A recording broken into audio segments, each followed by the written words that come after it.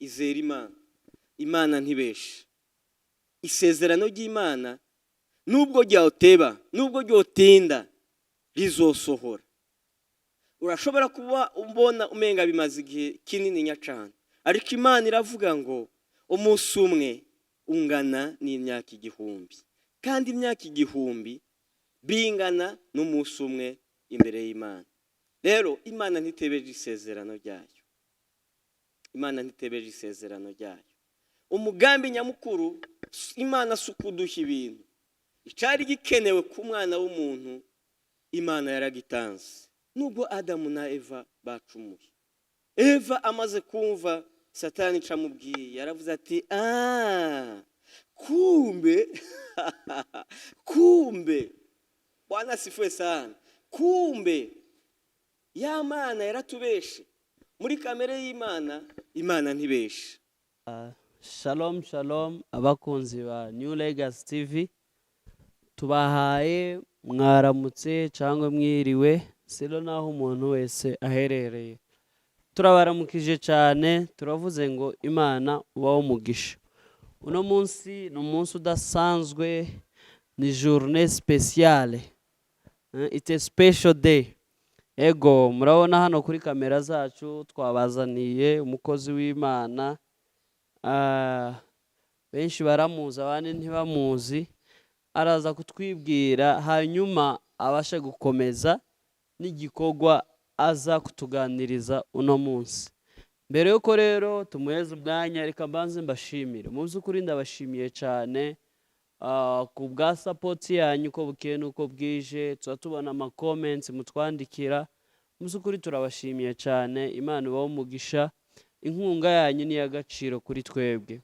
Ndabizi byo mukomeza gukora kugira twamamaza ubutumwa bw'Imana, Imana izabahemba. Hanyuma rero twamuzanye kugira abashe kutuganiriza ijambo ry'Imana. Ego tugiye kumwakira atubwire amazina yiwe, hanyuma rero ahite twinjiza mu kindi gice rero adusangize icyo Imana yamushize ku mutima. Kaze mukozi w'Imana, nazo twibwira amazina, hanyuma rero uhite udusangiza ijambo ry'Imana. Turakwakiriye cyane kuri New Legacy TV. Murakoze cyane kutwakira kuri New Legacy TV. Turabashimiye cyane kwikaze muduhaye. Imana ibahe umugisha. Amen. Dushimiye n'abagiye gukurikirana kino kiganiro canke ubutumwa bwiza tugiye gucisha kuri televiziyo. Uzobagirire ikimazi kidasanzwe. Amazina yanje nitwa Ndayikengurutse Joseph, ariko hari n'abanyitwa Jeff. Ayo yose n'amazina yanje, naco bitwaye nayo mazina yanje. Ego murakoze cyane. Hanyuma rero kaze umwanya n'uwanyu kugira mubashe kudusangiza icyo Imana yabashize ku mutima. Ego murakoze. Mbere yuko dusangira icyo Imana yashize ku mutima wanje, reka sengane namwe mwese kugira ngo bigiye gukoreka byose biheshe icubahiro izina ry'Imana yacu. Mwami Yesu Kristo, Mana ugira neza, Mana wuzuye ubwiza bwinshi, turagushimiye ko uri Imana y'ibihe byose, Imana ikora mu bihe byose. Reka ubutumwa bwiza bugiye kuvugwa byo kuri imitima ya benshi bohoke biciye mu ijambo ryawe, kuko nta kindi gishobora kubohora, nta kindi gishobora gukiza kiretse ijambo ryawe. Urakoze, wiheshe icubahiro muri byose mu izina rya Yesu Kristo. Amen. Nongeye kubaramutsa kandi bavandimwe aho muri hose, buri muntu wese ahaherereye, mu byarimwo, mu byakora, ndabipfuriza kugira umugisha w'Imana. Imana yo mu ijuru ibahezagire. Tugiye gusangira ijambo ry'Imana mu mwanya utari munini cyane, ariko ic'agaciro nuko kumva icyo Imana igushaka ko, nuko umenya icyo Imana igukeneye ko. Burya ijambo rimwe ry'Imana rirahagije ku buzima bwawe gusumba amajambo menshi wokumva. ubumenyi bwinshi butarimo kwizera Imana, butarimo kumenya Imana, ntaco bimaze nko kumenya ijambo rimwe ry'Imana ku buzima bwawe. Rero ndagutumiriye ngo wumve ico Imana ikugombako, kuko numenya ico Imana ikugombako niho uzoshika aho Imana igushaka, kuko aho wowe ushaka gushika hari igihe usanga atari Imana igushaka, ariko biciye mu ijambo ry'Imana uramenya aho Imana ishaka gushika, kuko ico ushaka gushikako nusanga gitandukanye n'ico Imana ishaka gushikako, ndakwinginze ngo uce bugufi uhinduke wakira ico Imana igushaka, kuko ico Imana igushakako nico c'agaciro cane gusumba ico wowe ushaka, gusumba ico abavyeyi bagushakako, gusumba ico umuryango ukwiyumvirirako. Kubimenya nibwo buzima. Rero mwumve ubwiza bw'Imana, mwumve ubushobozi bw'Imana bugendagenda aho muri hose. Natekereje tuganire, kubera ko ngiye kuganira n'abantu, natekereje ngo tuganire ijambo ry'Imana. Mbega umuntu ni iki? Umuntu ni kiremwa c'agaciro kadasanzwe. Umuntu ni kiremwa c'agaciro kadasanzwe. Mwumve rino jambo, ni kiremwa c'agaciro kadasanzwe. Byumvikana ngo umuntu ikimurimwo nico kidasanzwe. Umuntu ni kiremwa c'agaciro kadasanzwe, yaremwe mu ishusho y'Imana, kandi Imana imubona nk'uhambaye imbere yayo. Ndasubiramwo, umuntu ni kiremwa c'agaciro kadasanzwe, yaremwe mu ishusho y'Imana, kandi Imana imubona nk'umuntu ahambaye mu vyaremwe vyose. Musurinye ngo mu vyaremwe vyose. Imana yararemye ibintu vyose, ariko kubera iki Imana yafashe umuntu imugira uw'agaciro? Kubera iki Imana yafashe ikatugira ab'agaciro?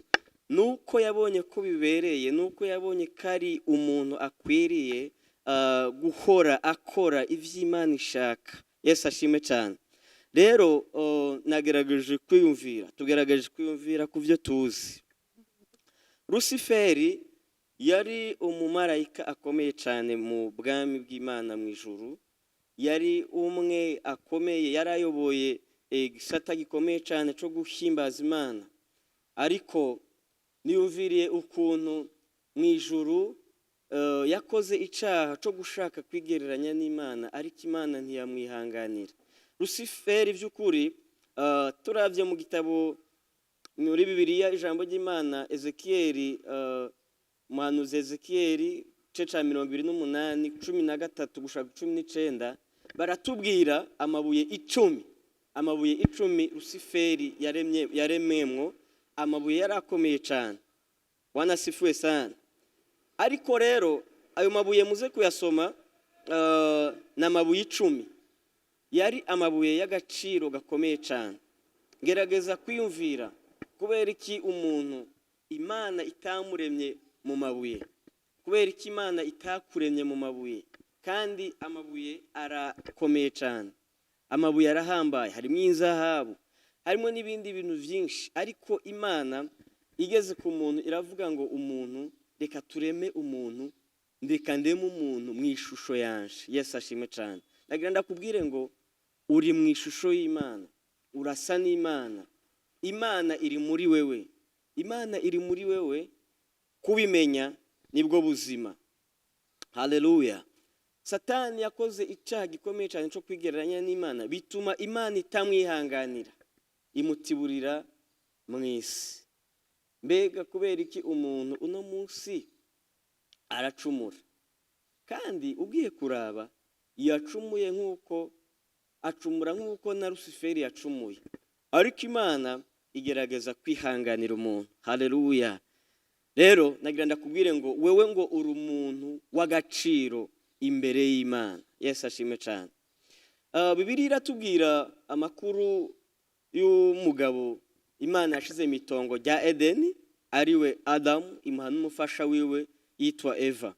Baba mu itongo rya Edeni, Imana yari bafitiye umugambi ukomeye cyane muri iryo tongo. Rero ariko ntibyakunze yuko babaho ubuzima Imana ibashakako.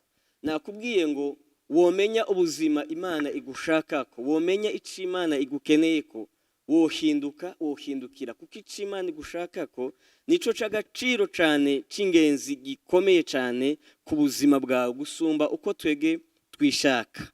Haleluya, haleluya. Rero mu itongo rya Edeni murayaza ayo makuru. Mu gice ca mbere itanguriro baratubwira ngo Imana yaremye umuntu ikamurema mu ishusho yayo, ikamurema imwishushanije ko. Ariko mu gice ca kabiri batubwira ukundi Imana yakomeje kurema, irema ibintu, kandi ivyo bintu vyari ivy'umuntu. Hanyuma Imana ishira umuntu mu itongo rya Edeni ariwe Adamu, kugira ngo uwo muntu abe mu itongo rya Edeni aganje. Haleluya. Wumve ngo icyo Imana yagushiriyeho ni ukugira ngo uganze, ntabwo uriho kuganzwa, ariko ni ukugira uganze. Haleluya. Umenye yuko uri umuntu adasanzwe imbere y'Imana, umenye yuko uri mu gaciro gatandukanye n'ibindi biremwa byose. Haleluya. Bwana sifuwe sana. Icyo Imana riri gushakako ni ukugira ngo umenye mbega jewe umuntu ndiki imbere y'Imana. Hama numenya icyo Imana igushakako uhindukire ube by'ukuri icyo Imana igushakako. Mu gice cya gatatu c'itanguriro niho batubwira ayo makuru, ngene inzoka ngo yarusha ubugunge ibindi biremwa byose. Ariko Satani yaje mu ishusho y'inzoka, ahenda Adamu na Eva abicisha ku mugore wiwe. Ariko intumbero y'Imana yari yaramubwiye ngo muzoba mu itongo, iryo tongo ngo muzoribamwo mutunganiwe, muzoribamwo ataco mukenye. Haleluya. Bwana siwe sana. Muzoribamwo ataco mukenye, kuko bari bazi ico bari bakeneye. Ndakunda Imana. Imana yoyo izi ivyo umuntu akeneye. Imana izi ivyo ubuzima bwawe bukeneye. Imana izi ivyo ukeneye utaranaja no kurondera. Natekereje ijambo rivuga ngo kurondera ubutunzi. Bwana sifuwe sana. Naco bimaze. Ariko icagaciro worondera ukwiye kuronderanye n'ubutunzi. Ukwiye kurondera source y'ubutunzi. Source y'ubutunzi rero ni ukurondera Imana. Gutunga Imana birakomeye cyane gusumba gutunga ibintu, kuko utanga ibintu ni Imana. Icagaciro dukwiye kurondera Imana. Bwana sifuwe sana. Rero Imana imaze gushira Adamu na Eva mu itongo, ibarema ibakunze cyane, kuko Imana urukundo ikunda umuntu rutandukanye n'ubwo umuntu akunda ibintu. Haleluya. Ndasubiramwo, urukundo Imana ikunda umuntu rutandukanye n'ubwo umuntu akunda ibintu. Ahubwo umuntu akwiye gukunda Imana gusumba uko yokunda ibintu. Ndasubiramo, umuntu akwiye gukunda Imana, ukwiye gukunda Imana gusumba uko wokunda ibintu. Satani yahendesheje umuntu, amuhendesha ibintu Imana yaremye. Ndasubiramo, Satani yahenze umuntu amuhendesheje ibintu, kandi ivyo bintu ni ivy'Imana yari yaremye, kandi ivyo bintu byari ivy'umuntu. Kubera iki rero Satani yahenze umuntu? Adamu ntiyahaye agaciro Imana yamugize. Imana yaramubwiye ngo muzobeho mwumvira jewe. Ariko inzoka nayo kubera ko yavuye mu ijuru izi umuntu agaciro ko kubana n'Imana, nta kindi yaje aje kwica agaciro umuntu afitanye n'Imana. Rero agaciro umuntu afitanye n'Imana karakomeye cyane gusumba agaciro umuntu afise mu gushaka ibintu. Dushaka Imana, Imana ntizoduha ibintu byose ni ivy'Imana, kuko ivy'Imana yaremye yaravuze ngo ni vyiza cyane, kandi nta wundi muntu Imana yabiremeye atari wewe. None kubera iki wewe wumva woshaka ibintu cyane, wumva wokunda ibintu cyane gusumba uko woshaka Imana? Bwana sifuwe sana. Ijambo ry'Imana riravuga ngo tubanze twitwararike ivy'ubwami bw'Imana no kugororoka. Ibisigaye byose ni inyongera. Bwana sifuwe sana. Ibisigaye byose ni inyongera. Biriya biduhangayikishije imitima, biriya turondera ntabwo ari bwo butunzi bwa vrai. Ubutunzi bwa vrai ni ugutunga Imana mu mutima wawe, kuko niwatunga Imana uzobaho udafise ibiguhangayikisha. Muri kino gihe abantu barahangayitse cyane kubera ko batazi ibanga ryo gutunga Imana. Gutunga Imana ni iby'agaciro cyane gusumba gutunga ibintu. Rero urukundo rw'Imana ruraganje ku buzima bwacu. Nta kindi kintu ufise no kubwira gusumba urukundo Imana yagukunze. Imana yaragukunze igutandukanya n'ibindi biremwa byose kugira ngo ube mu rukundo rw'Imana, kandi mu rukundo rw'Imana ngo tubeho twishimiye urukundo rw'Imana. Reka ndakubwire kino kintu, urukundo rw'Imana rudukundisha Imana. Urukundo rw'Imana rudukundisha Imana. Urukundo rw'Imana ntabwo rudukundisha ibintu, ahubwo urukundo rw'Imana rudukundisha Imana. Hanyuma Imana ikaduha ubwenge bwo kurondera ibintu, kandi Imana ni nayo ibiduha, ntabwo ari twebwe tubirondera. Kuko imbere y'uko Imana iturema, Bwana asifiwe sana, imbere y'uko Imana ikurema yabanjije kukuremera ibizogutunga, kuko yari izi ibyo uzokenera mu buzima bwawe, yari izi ibizoguhangayikisha. Ariko iravuga ngo reka mbanze ndakuremere wowe mwana w'umuntu, mwana wanje, wowe muntu, wowe nahaye agaciro gakomeye cyane, ic'agaciro nashize muri wewe zogicunga. Bwana asifiwe sana. Wumve ngo Imana yaraguteguriye, yarakuremeye, yarakwaguriye, yarakubakiye. Bwana asifiwe sana. Ariko icy'ingenzi ni ukubimenya. Nakubwiye ngo ijambo rimwe ry'Imana rirahagije guhindura ubuzima bwawe. Igihe umaze, imyaka umaze, birahagije. Ijambo ry'Imana womenya ryo gutunga imyaka iri imbere yawe myinshi, rigatunga n'ubuzima bwawe bwose, rigatunga n'ibizokuvaho byose. Rero Imana mu rukundo rwayo rwinshi cyane, nubwo Adamu na Eva batakaje icyo Imana yari yarababwiye, ntabwo yabahevye. Imana yarababwiye ngo ntimuzoge ku giti kimenyekanisha ikibi n'iciza, ariko ibemerera kuzojya ibindi vyamwa byose byari mu itongo rya Edeni. Bwana asifiwe sana. Inzoka ariyo Satani avugwa muri kino gihe irazica mu mugore wiwe Eva, iramubwira ngo vy'ukuri Imana yarababujije ngo ntimuzoge ku vyamwa vyama muri rino tongo. Eva aramubwira ngo by'ukuri Imana yaratwemereye kujya ku vyamwa byose vyama muri rino tongo, ariko icamwa igiti Satani yatubujije kujyako ni igiti kimenyekanisha ikibi n'iciza. Kubera iki Imana yari yarababujije kujya kuri ico giti kimenyekanisha ikibi n'iciza? Yari yarababwiye ngo nimwajya kuri kijya giti kimenyekanisha ikibi n'iciza muzopfa. Inzoka nayo ariwe Satani araje arababwira ngo Imana vy'ukuri yababwiye ngo ntimuzoge.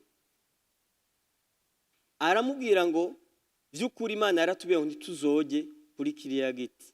Inzoka ngo yarababeshe.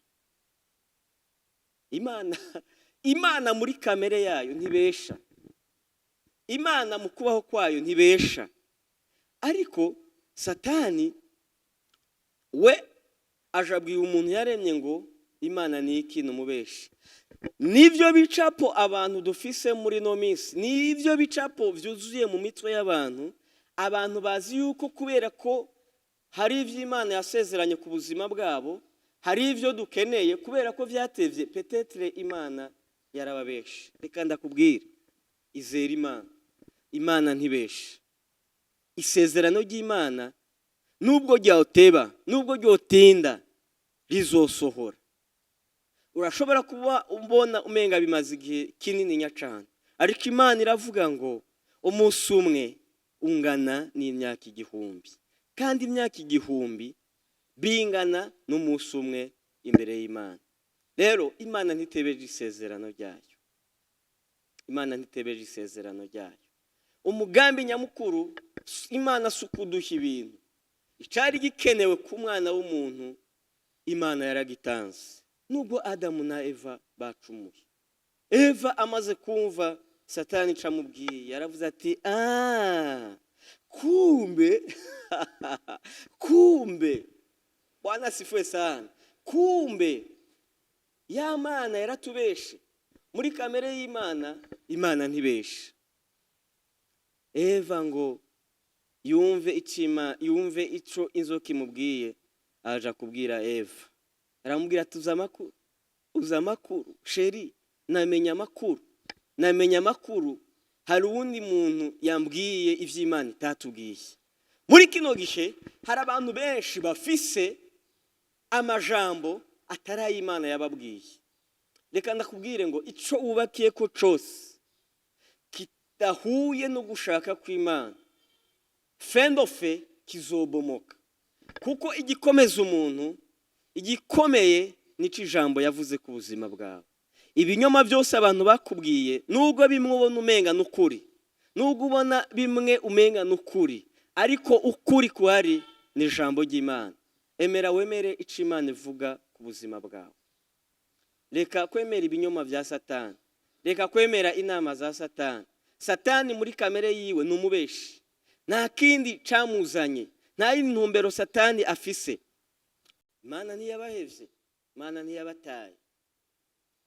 Mu gice cya gatatu usomye munsi niho batubwira nk'uko bisanzwe Imana yagenderera Adamu na Eva, bakaganira, ikamusura, bakaganira, bakavugana amakuru yose. Rero Imana yarije nk'uko yari isanzwe ibagenderera. Adamu amaze guhendwa n'umugore wiwe, umugore wa Adamu amaze guhendwa n'inzoka, Imana irahamagara Adamu aravuga ngo numvise ijwi ryawe mwami ndatinya. Reka ndakubwire ijwi ry'Imana si ryo gutinya. Bwana asifiwe sana. Kuko ijwi ry'Imana niryo ridusubiza mu busabane bwayo n'Imana. Ijwi ry'Imana niryo riduhamagarira kwegera Imana. Mu yandi majambo, ijambo ry'Imana niryo riduhamagarira kwegera Imana. Nubwo watakaje ico Imana yari yarakubwiye, ariko Imana iragushaka, Imana irakurondera. Urukundo rw'Imana ntiruhera, urukundo rw'Imana ntiruhera kubera ico wakoze. Bwana asifiwe sana. Imana yagendereye Adamu na Eva, iramubwira ngo ninde yakubeshe. Mbega nawe ndakubaza wowe uri kuranyumviriza, ninde yakubeshe? Ninde yakubeshe? Ninde yakubeshe? Ko ivyo byose ufise mu mutwe, ivyo bicapo byose ufise, ntabwo ari ivy'Imana yaguhaye, ahubwo wariye ibinyoma bya Satani, wariye amajambo ya Satani. Satani nta kindi camuzanye atari kwica no gutikiza. Ubutumwa bwiza uko bwanditswe na Luka 19 ku murongo w'10 ravuga ngo umwana w'umuntu yaje kurondera no gukiza icari carazimiye. Kristo nta kindi camuzanye, Kristo nta yindi miso yamuzanye, yaje kurondera umuntu, yaje kurondera icagaciro, yaje kurondera umuntu w'agaciro. Nakubwiye ngo umuntu arakomeye cyane, umuntu arakomeye cyane imbere y'Imana. Rero reka kwifata ukutari, reka kugenda nk'uko ushaka, ahubwo genda nk'uko Imana igushaka. Bwana asifiwe sana. Genda nk'uko Imana igushaka.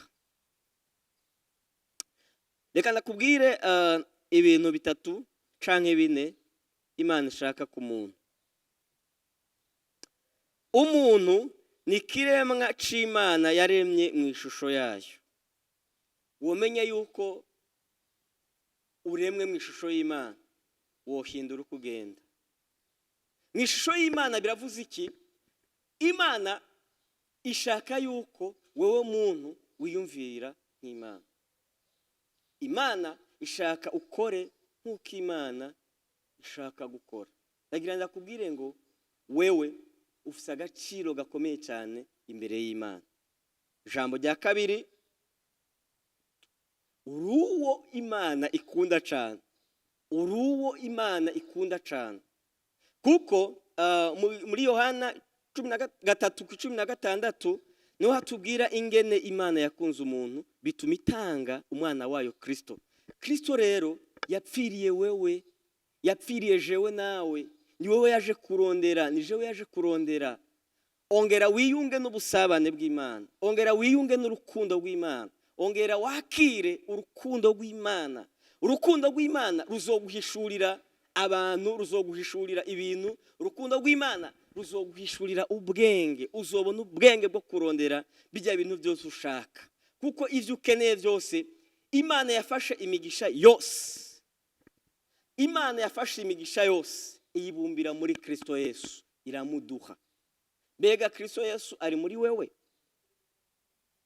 Mbega Kristo Yesu ari muri wewe? Imana yahaye iteka umuntu, imuha n'inshingano uvyaremwe. Nagira ndakubwire ngo ibintu sivyo bigufise ku bubasha, abantu sibo bagufise ku bubasha, kuko abantu baremwe n'Imana. Ahubwo umuntu niwe afise ubushobozi, niwe afise kuganza ibintu. Ibintu ni ivyawe, kuko kuba muri Kristo Yesu, kuba uri muri Kristo Yesu ufise byose. Emera wakire urukundo rw'Imana. Nubwo watakaje identite y'Imana, reka ndakubwire ijambo rikomeye cyane. Ego muri Adamu abantu bose bahawe gupfa.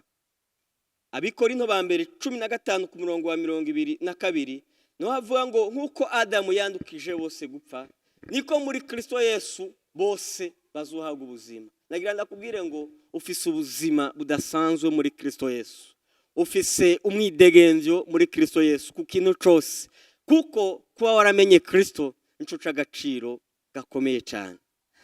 Paulo arongera kandi akavuga mu Bakorinto igice cyaho, Bakorinto ba kabiri igice cya 5:21 aravuga ngo umwe atigeze kumenya icyaha, Imana yamuhinduye icyaha ku bwacu.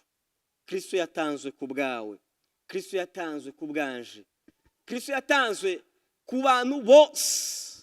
Nasubiyemo, Kristo yatanzwe ku bantu bose. Nawe utaramwizera, nawe wataye urukundo rw'Imana, nawe wataye responsabilité z'Imana, urukundo rw'Imana rurakurondera. Umwe atigeze kumenya icyaha, Imana yamutanze ku bwacu, Imana yamuhinduye icyaha. Nagira ndakubwire ngo nta cyaha ugifise muri Kristo Yesu, kuko abari muri Kristo Yesu nta rubanza.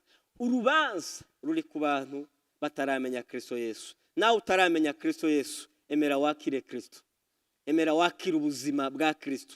Reka ubuzima bwawe, ariko wemere wakire ubuzima bwa Kristo, wemere wakire urukundo rwa Kristo, kuko urukundo rwa Kristo ruraganje. Urukundo rwa Kristo ruraturondera, aturondera neza. Aravuga ngo ngwino mwana wanje nkunda, abarushe n'abaremerewe nimuze kuri jewe. Mbega niki kikuremereje? Mbega nikubona kikunanije, nikubona kinanije umutima wawe? Nagira ndakubwire ngo Kristo arakuruhura, Kristo niwe karuhuko, Kristo niwe sabato nziza, Kristo niwe mahoro y'abaremerewe. Niki kiremereye ubuzima bwawe? Shalom, shalom. Kristo ahaze ubuzima bwawe. Reka ndagusengere. Mana, mu izina rya Yesu Kristo, ndagushimiye kuno muntu yemeye kwakira ubuzima bwawe. Erega ubuzima bwawe nibwo buhagije muri twebwe mwana. Reka urukundo rwawe rutangure kugendesha uyu muntu. Ntitugendeshwa n'ivyo tubona, ariko tugendeshwa no kwizera. Ukwizera kwawe kuganze mu mutima wiwe. Ndagushimiye kuri uno muntu yemeye kukwakira mwami, yemeye kumubera umwami n'umukiza. Muhezagire, mugirire neza. Hindura ivyari byaranse guhinduka, ivyo yari yarabeshwe byose bihinduke mu izina rya Yesu Kristo. Urakoze Mana, ndagushimiye. Icubahiro kibi cawe mu izina rya Yesu Kristo. Shalom, shalom.